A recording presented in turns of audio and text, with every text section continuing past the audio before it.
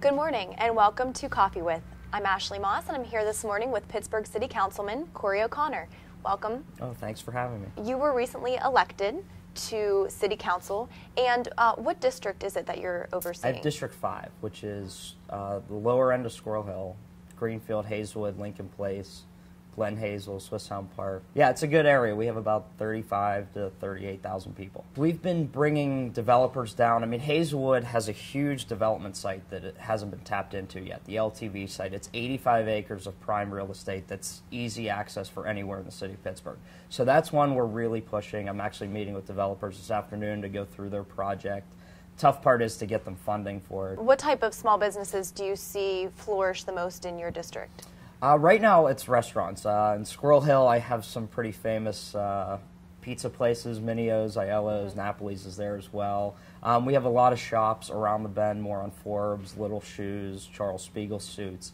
So businesses like that do well. The Manor Theater's actually celebrating its 75th year this year. So we try to support those businesses that have been there for a long time.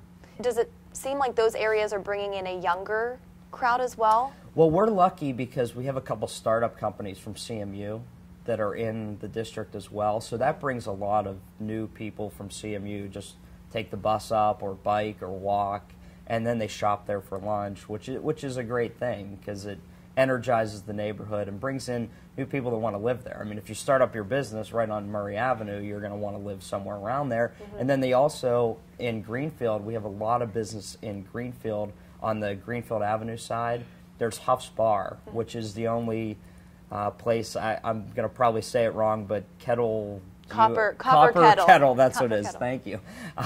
Yes, and they're the only one in Western PA, I believe, in the whole state that has that. And they're attracting people from Maryland to come, just even for a weekend, make your own beer, go home, come back. So it's bringing people in, and it's bringing a younger crowd to Greenfield, which is great because those property values are going up, and more young people have started moving into Greenfield, which is a good thing. How did you get involved in politics?